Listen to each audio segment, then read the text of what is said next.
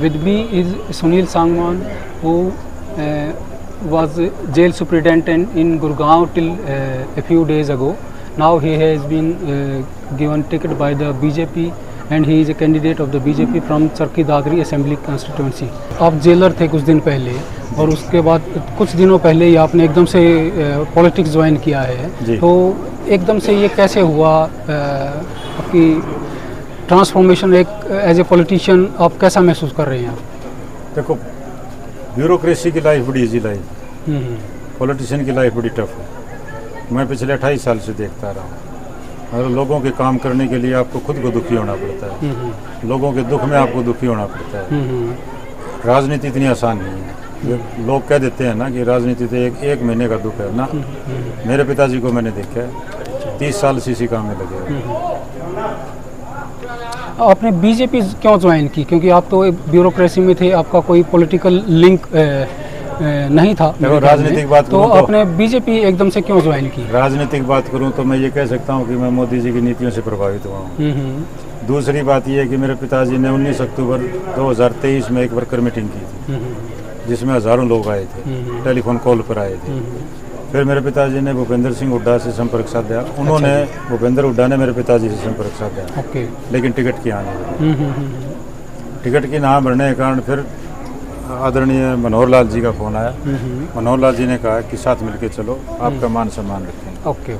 ये तो टिकट की कमिटमेंट आपको बीजेपी से मिली? कमिटमेंट नहीं थी। अच्छा, कमिटमेंट कोई नहीं थी, सिर्फ नीतियों से प्रभावित हो। तो अभी आप बीजेपी ज्वाइन करने के बाद तुरंत आपको टिकट मिल गई और अभी आप कैंपेन में हैं। क्या इश्यूज देख रहे हैं आप अपने लिए? क्या चैलेंजेस हैं डेवलपमेंट के? मुद्दे क्या हैं? चैलेंजेस तो ये हैं कि हल्के का कमज़ोर नुमाइंदों के कारण, कमज़ोर नुमाइंदगी के कारण अब लोग कह देते हैं कि सरकार की एंटी इनकम्बेंसी है, बीजेपी की एंटी इनकम्बेंसी है। मैं कहता हूँ सरकार की एंटी इनकम्बेंसी और बीजेपी की एंटी इनकम्बेंसी कहीं नहीं है। एंटी इनकम्बेंसी है तो लोकल विधायक की, नुमाइंदों की है, जो कि अपनी हल्के की डिमांड, अपने हल्के की समस्या सरकार तक पहुँचा नहीं पाए, उनको दूर नहीं करवा पाए। क्या मुद्दा है? एक आपने सीसीआई की बात की थी, सीसीआई क्या है? सीसीआई हमारी सीमेंट की फैक्ट्री होती थी। अच्छा जी। जो कि 1995 से बंद है। 200 एकड़ के करीब लैंड है। दादरी के साथ एक समस्या और है, दादरी शहर के आसपास सराउंडिंग में कहीं भी गवर्नमेंट लैंड नहीं है।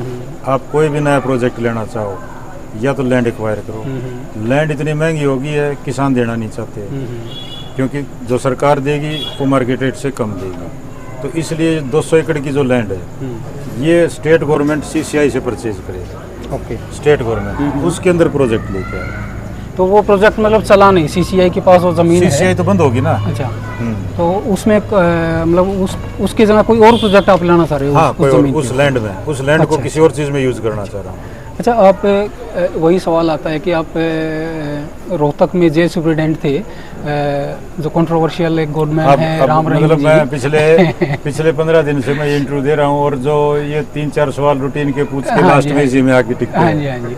तो वो मैं बताऊंगा आपको।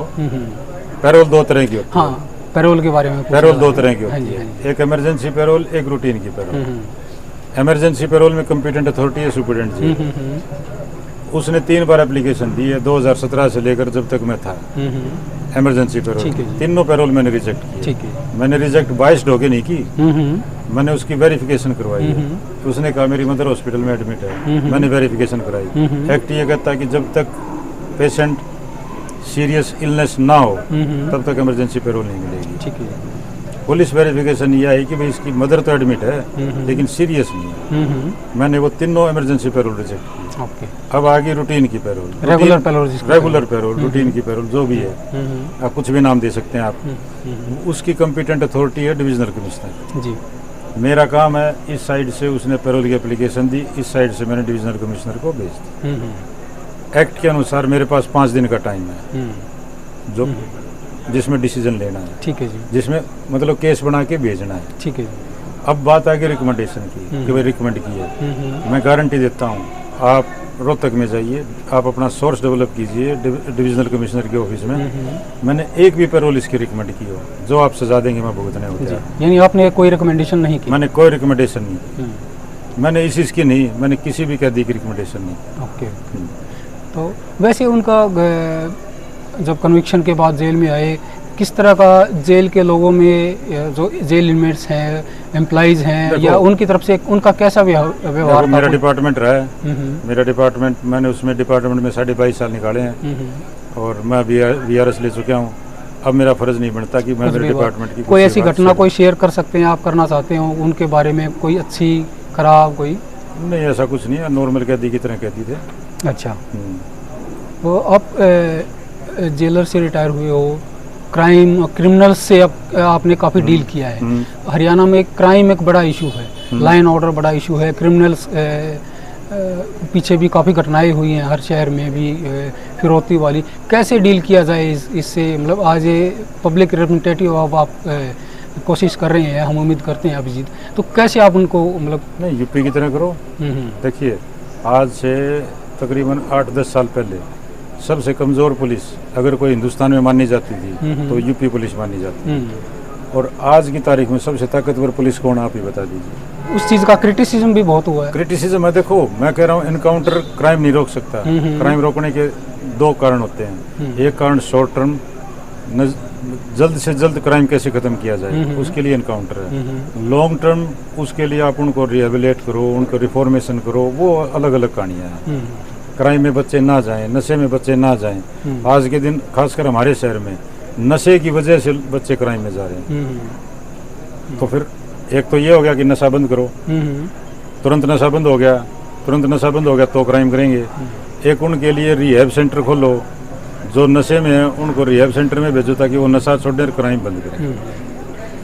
अच्छा, एक पॉलिटिकल क्वेश्चन है। चौधरी बंसीलाल जी के साथ आपके परिवार का, आपके फादर का लंबा एसोसिएशन रहा है, तो आप कैसे उनको याद करते हैं, चौधरी बंसीलाल को? देखिए, चौधरी बंसीलाल को गुजरे आज तकरीबन 2005 में गुजरे थे, 6 में 28 मार्च 2006 को। 28 मार्च 2006 से लेकर आज 2024 आ गया। मेरे पिताजी साल में 2 बार, एक 28 मार्च को, एक 22 अगस्त को, साल में 2 बार तो जाएंगे ही जाएंगे गोलाघाट। चाहे वो बीमार हैं, चाहे बाहर हैं तो दादरी आएंगे, बीमार हैं तो भी जाएंगे। ये पुण्यतिथि और जन्मदिन 2 दिन तो जाते जाते हैं। देखो, चौधरी बंसीलाल ने हमारे इलाके के लिए तो भगवान है। आप जहाँ बैठे हैं, दादरी शहर हो गया या आसपास की सराउंडिंग होगी, यहाँ नीचे जहर पानी है, मीठा पानी नहीं। आज जो हम पानी पी रहे हैं, आज जो हम खेती कर रहे हैं, उनकी बनाई हुई नहर के कारण कर रहे हैं। वो जो लिफ्ट इरिगेशन लेके आए थे वो हमारे लिए रामबाण थे। तो अभी आपके कौन आपको अपने कंटेस्ट में लग रहा है, किससे मुकाबला है आपका? मेरे को तो किसी के साथ नहीं लग रहा भाई।